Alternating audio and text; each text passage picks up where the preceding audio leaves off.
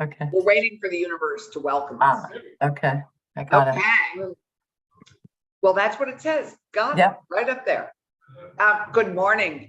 This is Senate Economic Development, Housing and General Affairs. And today is, I can't believe it, today is 31st of March, 2023. And we had a big, heavy day full of lots of our bills on the floor. And today we are shifting our attention to some things coming to us from the other body, from the House. And today we are looking at, we're going to begin the day looking at Vermont Employment Growth Incentive. And we are lucky enough to have Joan Goldstein and Abby Sherman with us. So Joan, why don't you tee us up?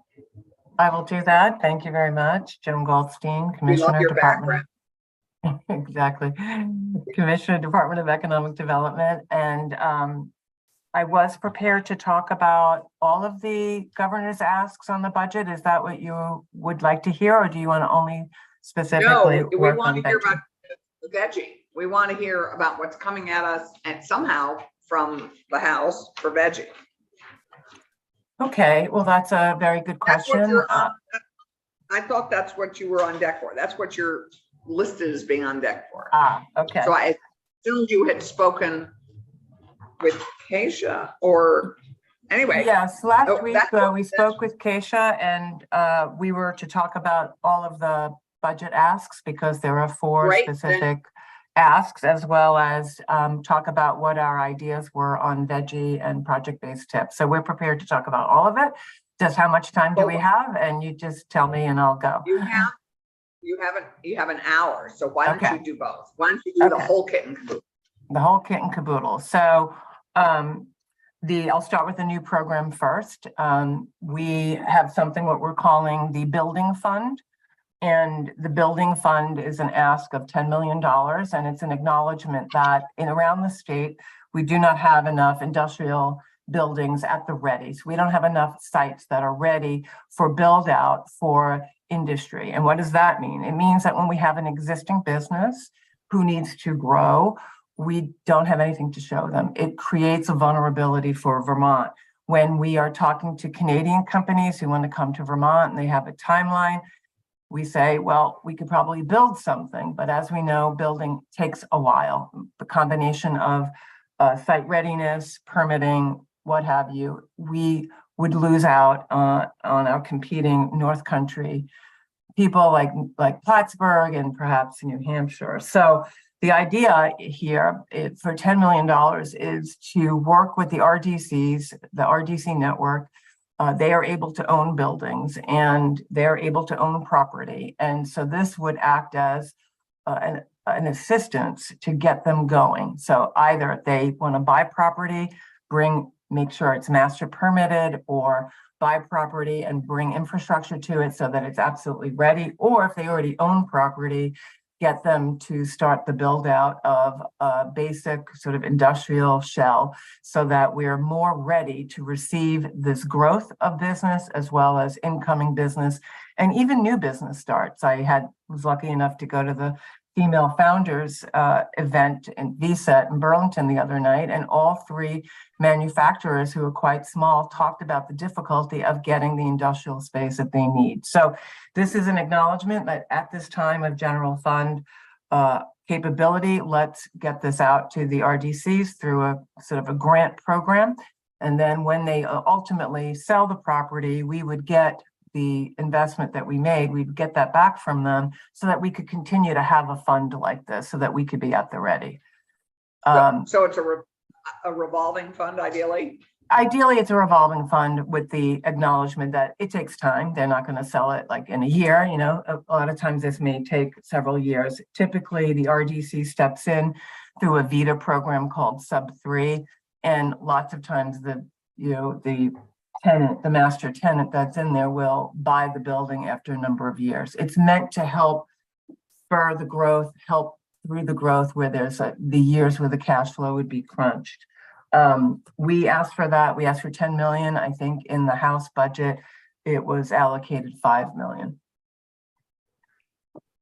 I could stop there with questions or I could keep going. So just clarify that you asked for 10 million and you got 5. Yeah, in the House budget, it's at 5. That would be helpful with each ask to what you asked for and what you Yeah. got.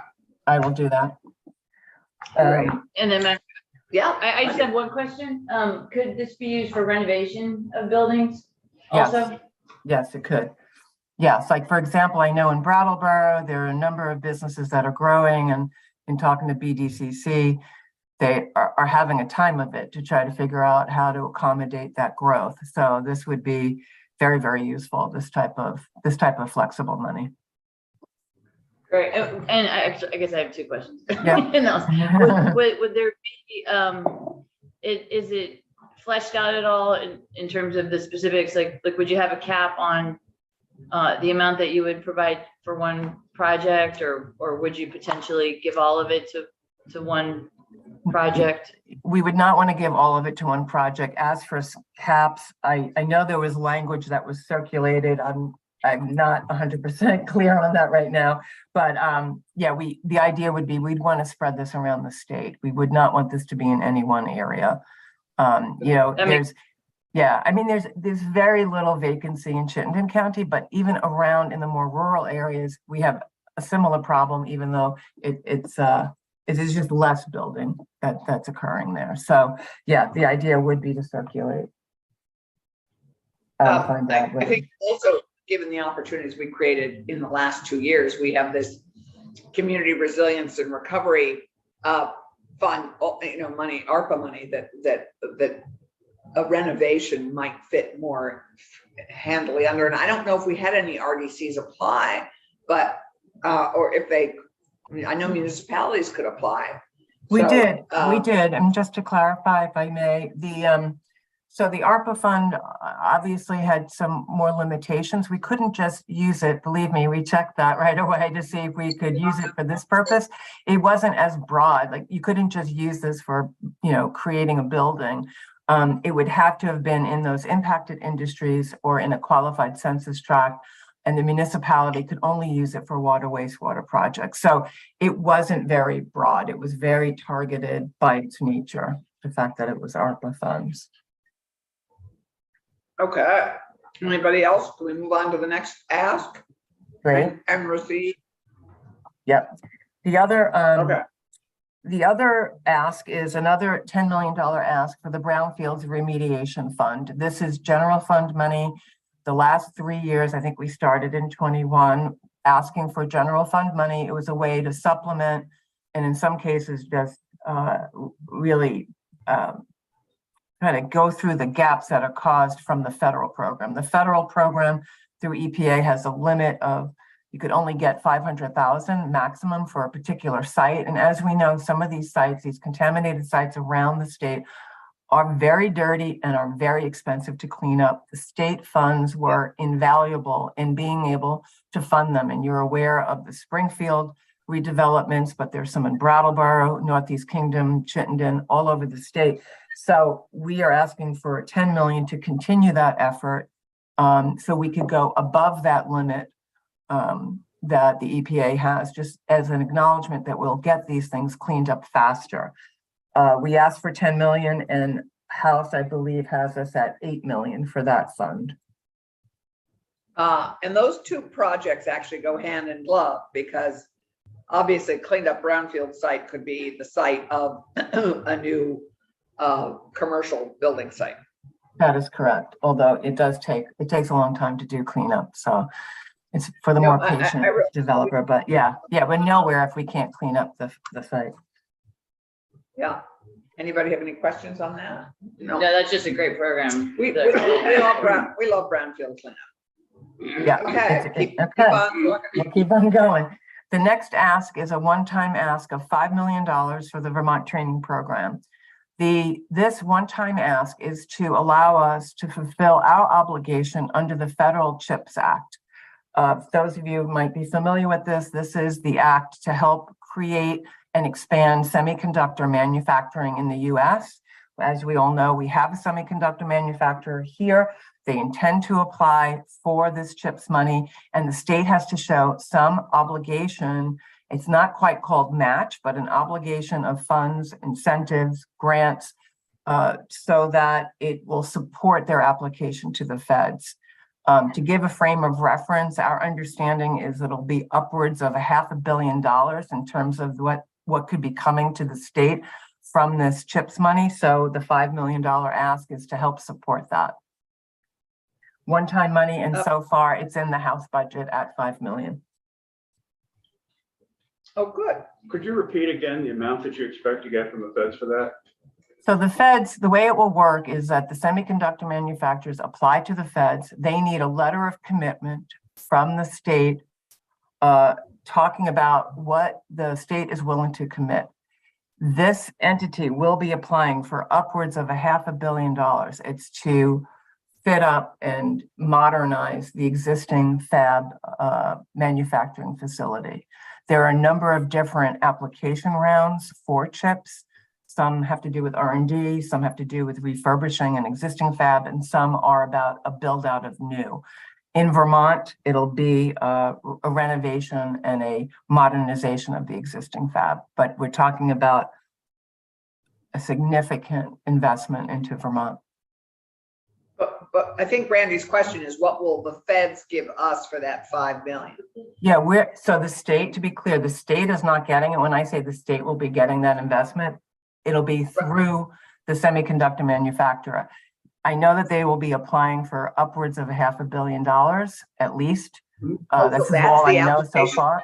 Exactly. So the individual companies that are the manufacturers are the applicants, and of those, can you give me a sense? I mean, obviously we know about Global Foundries, but beyond that, what's the scope of what's the anticipation? How many companies are involved? Of what size? And what employee?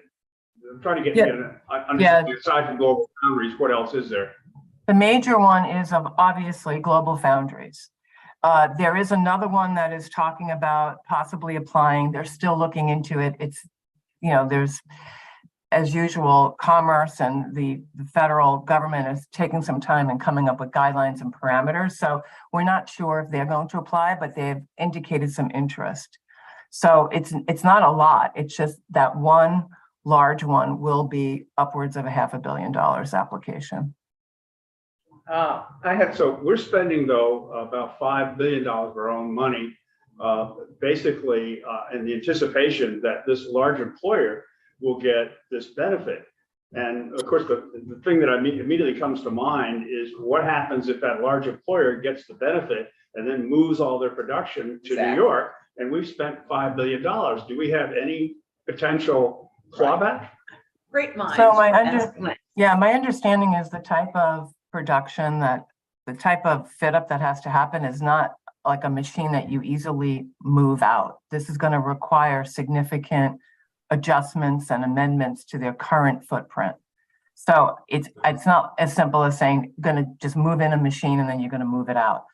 We're not going to the Vermont Training Program grant will be a contingent grant, meaning we will only give that money if they are successful in getting the federal money. We thought that using VTP money would be good because it is for workforce development. It's to get the workforce up to speed on either new programming, new product that they will be doing, or cross-training. And so, again, they need the commitment from the state. There's no requirement that they have to use all of it or even accept it, but the state has to be vested in this capability, in this initiative. Got it. Any other questions on this?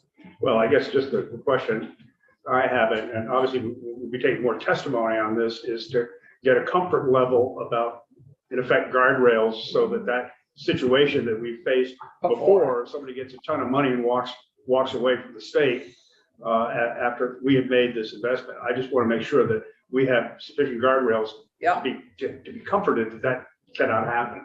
Hear, hear. Yes, agree. Okay, next one. I think we all agree on that.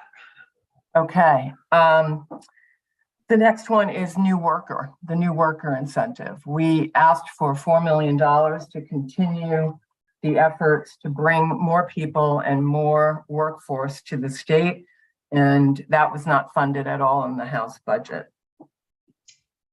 Shocking. I'm sorry they didn't fund it at all. Wow. And that was mostly Commerce just really. You don't their recommend continued it. dislike Exactly. They did not recommend no, it yeah. any of our new efforts to bring new workers to the But state. that's basically why we have conference committees. Yep, All exactly. right, so we're Why? still allowed to look at something, right? Yeah. All right, so I'm interested in hearing about it. Yeah, but this is from actually, most of this is in partnership with Yeah. Joan and Yeah, I mean, out of this committee that began with To remote worker. backtrack, I think the first year that actually, this was an idea that originated in Senate back in 2018. The first year we did this was 2019, I believe. An awful lot of publicity around it, but at the end of the day, there have been 1,281 new Vermonters that have utilized this program. They're not all grantees. In other words, that's 1,281. That's the family members they brought with them. There have been 545 grantees since then. The amount that we got in last session was 3 million, a little over 3 million. And the amount that we have in the queue will more than use that up. The change that we also submitted some change to language because in prior years, when we first set this up, we had paid people after they moved here. And there was a study, there were recommendations like, why not use it more like an incentive, get them pre-approved before they move, and then give them, 9 months to move here, and then they get paid after they've moved here. And we would like to continue with that. We have both options on the table right now in the current program.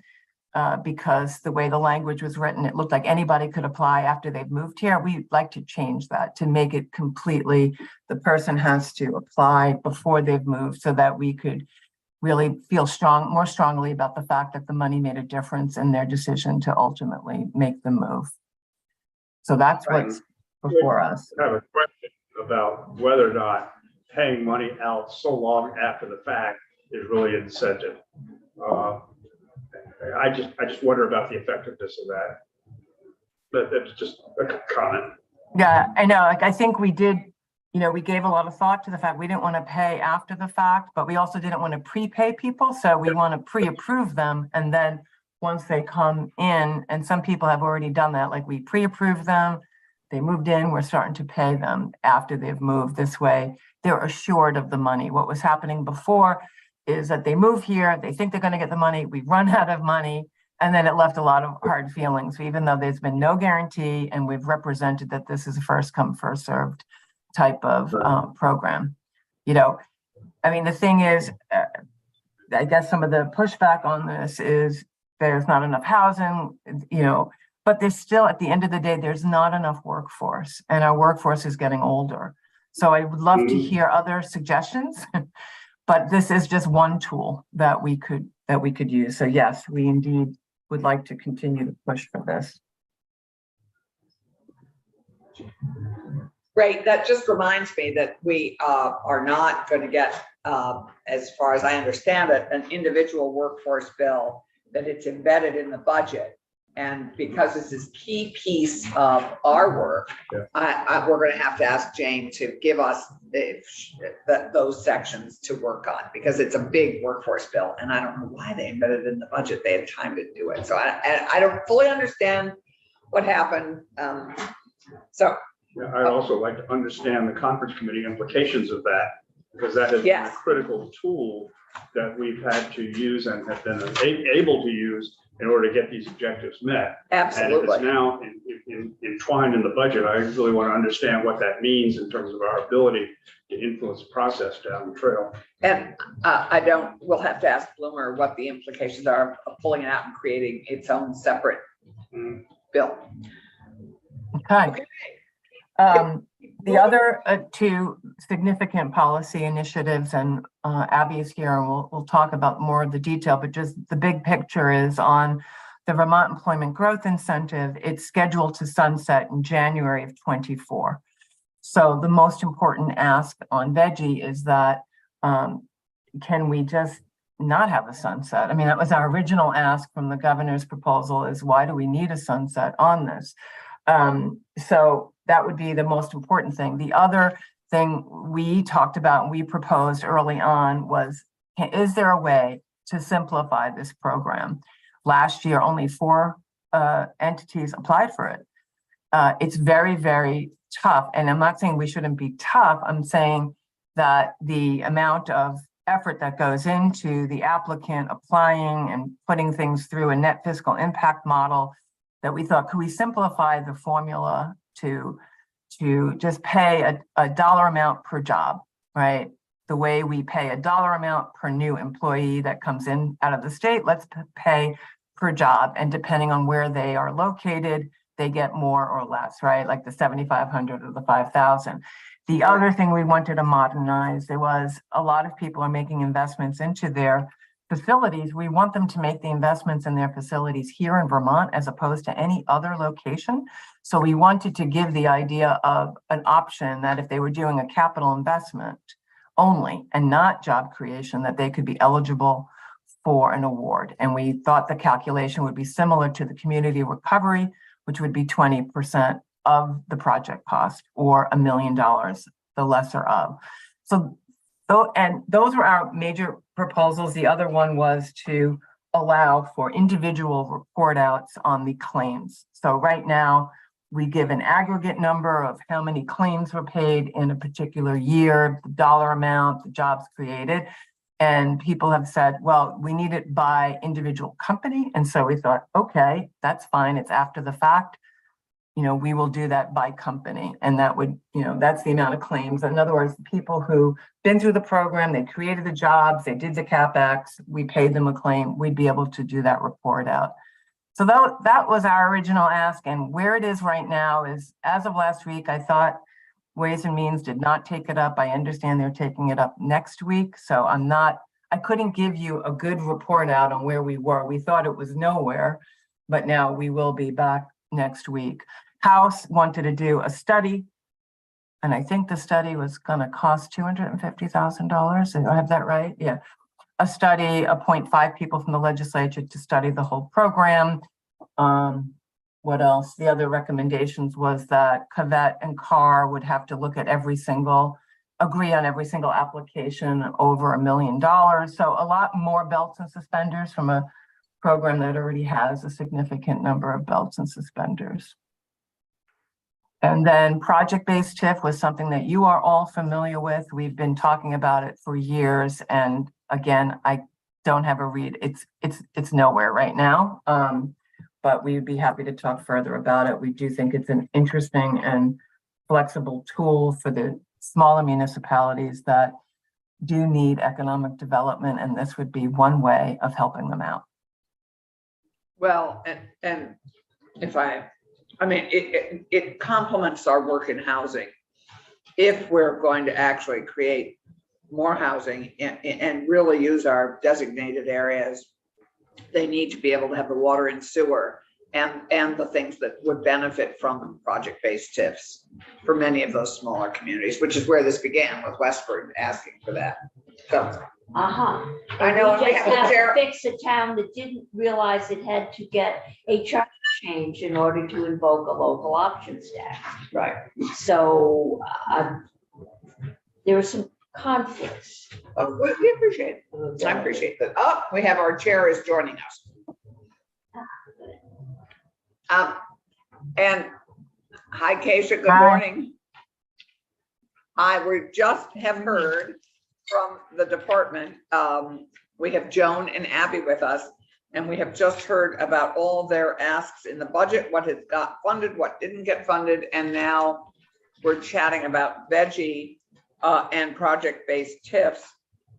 Veggie being still in Ways and Means and maybe the subject of discussion about what gets to come over and what doesn't, and project-based TIFs. Great. So I guess I would ask Joan and Abby, what would you like to at this point delve into veggie, or do you think we should, I think we should wait probably until the House finishes their work on it and then we can address it. What do you think? What's most productive use of our time? It would be great to get your view on it, actually. Like, we, I think House Commerce spent, oh God, close to 3 months, right? Or 2 months on coming up with their plan. And then my understanding was Ways and Means ran out of time, and so we didn't have anything. With them taking it up again, I don't know what direction it's going to take, but the way it stood before it kind of got stalled was that there would be a study. I don't know, Abby, you have all the details on where. Yes, Abby, for the record, Abby Sherman, Executive Director for VEPSI. So the way that H10, I guess I want to just reiterate that no matter what happens, we at least need to get that sunset extended for veggie. Otherwise, the program ends January 1st, 2024. So currently, the way that H10 is designed, and I'm just pulling this off the top of my head, is one requirement. Well, first, if there are any vacancies on VEPSI, a directive basically that those vacancies will be filled within 30 days, whether it's appointees from the General Assembly or a governor appointee. There is the requirement that the state economist is in attendance for executive sessions that are dealing with veggie applications. There is also the requirement, and this is all like the House, their current version. These are not things that we. Sorry, let me just clarify. This is what came out in H10 from House Commerce and is in Ways and Ways and Means right now. Okay, Yes. great. Yes. There is the requirement that the JFO's agent review any veggie applications of $1 million or more. And just for context on that, I looked at the total veggie applications that have been considered to date, which were 145. About 20% of those were $1 million or more, but in just the last 5 years, we've had 35 applications and 37% of those have been over $1 million. Discussion last week in Ways and Means suggested that threshold be lowered to 500,000, which for applications in the last 5 years, that would be about half the applications would require review by the JFO's economist. And that would be before VEPSI even sees an application. So it would definitely, there's a huge concern there. It's going to stall out the applications. There are some very confusing additional reporting requirements. The discussion during, as I understood it during the committee, was that they wanted more detail on what actually happened, but the reporting requirements seem to be geared more towards what's in the application, which I don't know that that's really going to be helpful to the legislature, because we don't necessarily, what VEPSI approves is far more than what is actually paid out. And I just wanted to, am I making it echo? No. Nope. Okay. I think, and I'm sorry, I missed the beginning. What I think would be valuable is to sort of get our own questions answered. It feels like there was a lot of going around and around in the House, and we don't even know where they're going to land. And it feels like a lot of baggage that is going to make it cloudy for us to sort of figure out how we feel and then approach them with sort of our position when we do get their bill. So I don't want to, take away from giving this recap. And it's a great question, Senator Clarkson, but I'm finding that I think it would be good if we just sort of had our own understanding and our own path, and we can see where it intersects with theirs. That's all. It just feels like a lot of what is the House possibly doing, which hasn't made it anywhere formal. So I hear you, Keisha. I wonder, we don't have a formal proposal in front of this committee at the moment. So I guess the question I have is, Joan, would you consider your proposal to simplify veggie at this moment what we might be discussing? What would you, of all the original options, Keisha and Joan, what would we like to discuss? Because I think maybe most productively, we could hear from Joan about her, Abby and Joan's plan to simplify veggie. Does that make some sense? Yeah, I think that might give us a base before exploring Okay. the house's plan. And I'll just share my bias, which is a simple change I've talked to Joan about is just adding housing to the list of capital expenses that a business could Yeah. use this for. That's my only little pet issue. Mhm. But other Yeah, than that, I just good. want to hear where they are. Yeah, I mean, Okay. I appreciate that. I think it's a great approach. I believe maybe we could pull up our language that I think we suggested way back when. It feels like ancient history, but I think what we could do is just forward that along, but it is just as I said, it was like changing the formula, allowing for capital investment. And if we want to put in housing into that capital investment as a possible eligible use, then so be it. And then we were wanted to increase transparency by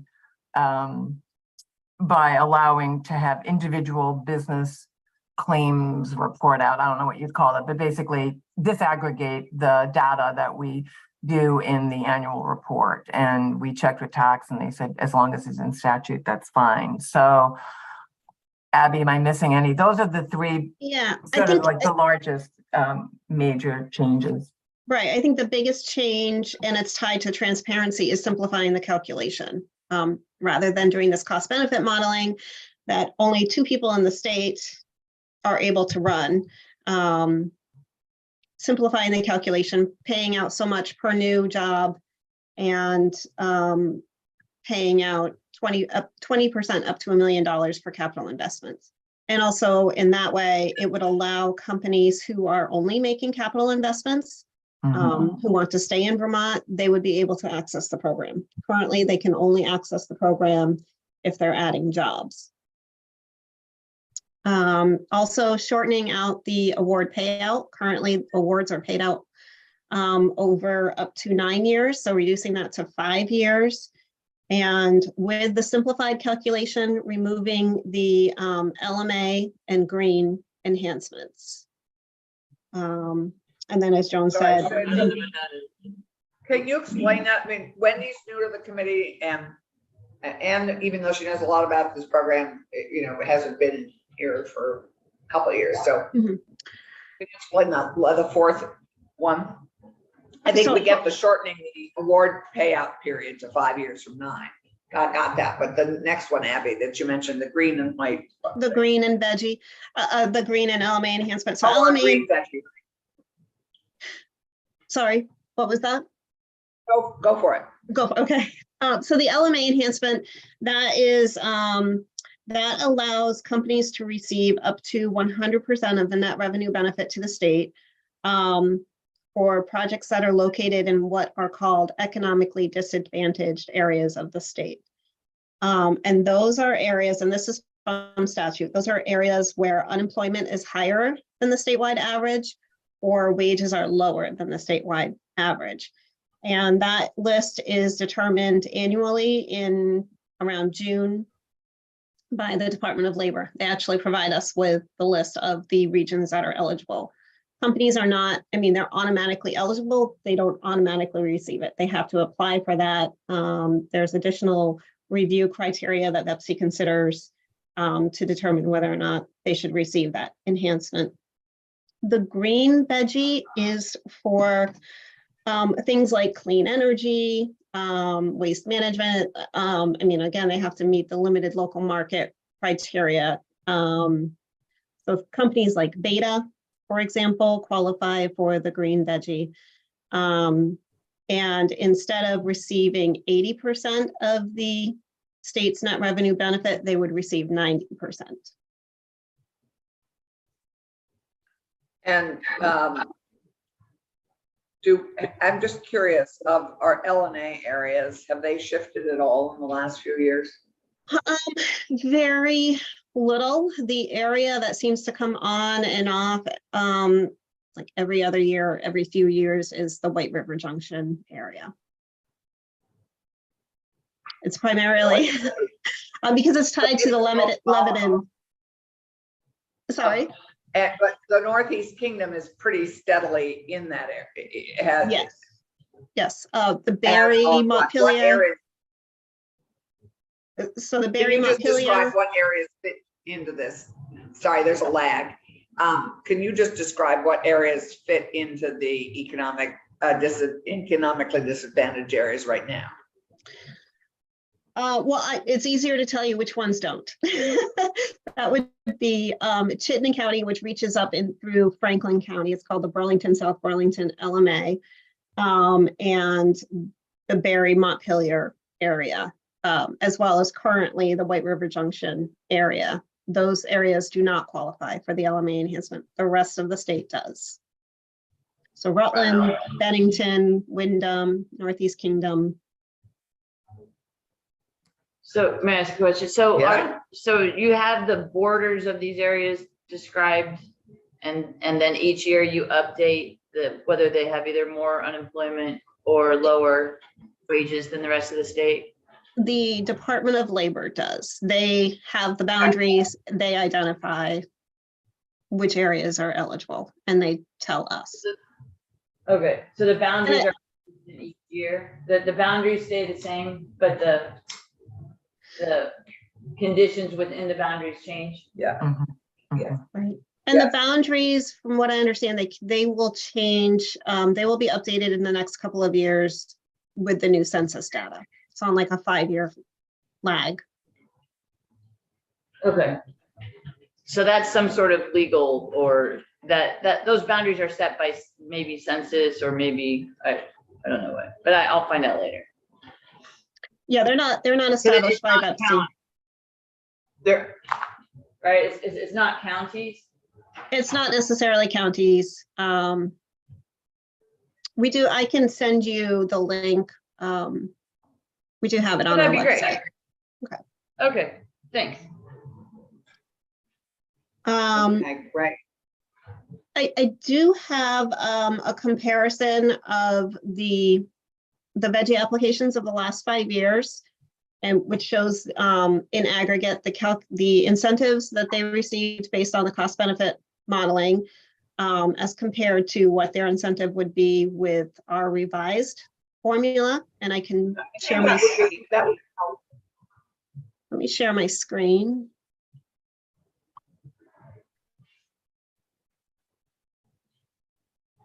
And let me know if you're seeing that. Yeah. Okay. So I did just the last 5 years. And this is the current veggie. This is the calculation that they received. This is the aggregate number of new qualifying jobs, the aggregate amount of capital investment.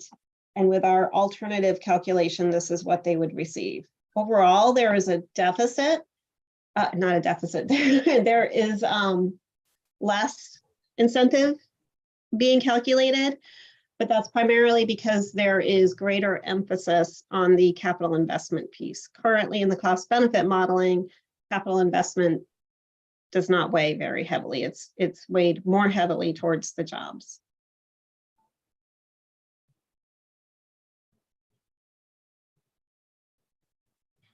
Any questions? Just one Yeah. other, so obviously there's much more to talk about, but can veggie be used to rehab old facilities, or existing facilities, I should say? It can be currently, but only if the company is adding new qualifying jobs. I Okay, think it has to be linked to jobs. And in addition, I mean, there's no magic number as to how many jobs they need to be adding, but there needs to be enough jobs, enough new payroll that there is a net revenue benefit to the state. So they could be adding just 5 jobs, and if we do the cost benefit modeling and it comes back and says there's no net revenue benefit to the state, then we can't incentivize that company, even if they are investing making capital investments. Right. So what is the, just ballpark, because it probably varies of the number of jobs that get you to the threshold? Or let me ask the question a different way. What's the smallest number of jobs that have ever been approved for a veggie project? Well, I think Or, I mean, just off the top of your head, just generally. yeah, I mean, I've been with Vepsi for, I think, 5.5 years now. And I think the smallest I've seen is 10 jobs, but they were very high paying jobs, 100,000 or The higher. wages, the net benefit to the state is the taxes, so Right. the higher the paying jobs, the fewer number. That makes Of sense. jobs. Yeah. Okay, that's helpful. Thanks. The Would other, you, Abby, I hate to ask this, but as we sort of newly launch into this, would you mind reading what Veggie's mission statement is? What's your objective? It is clearly net revenue benefit to the state is a piece of it. Do you have a mission statement you could send us? it would be statutory. Right, but We do have it. I don't know it off the top of my head. okay, I'm not asking for this would love, as we go into this conversation, it's always Yeah. helpful to ground ourselves in Yeah. what is your original purpose and because this is all a debate on if you're accomplishing that. So I did just pull it up. The purpose Okay. of Veggie is to generate net new revenue to the state by encouraging a business to add new payroll, create new jobs, and make new capital investments, and sharing a portion of the revenue with the business. Sharing a portion of the revenue with the business. Right. And how is the revenue sharing with the business? Oh, well, the business gains new revenue, period. Yeah, right. And Well, we that's- gain by the taxes of the jobs, of the income tax. But sharing the Yes. revenue is the 80, 90, or Yeah, 100 exactly. part, right? It's, All right, yeah, that's and it's a projection of what the revenue that would come to the state. It's not like, the only thing that has to be checked is whether or not did they create the jobs, did they create the payroll dollar value, and did they do the capital investment? And that's what tax department verifies. Right, Right. the cost benefit modeling contains a lot of hypotheticals. Assumptions. Right, Well, we don't, as we know, we don't have that many tools in our incentive hamper. And this is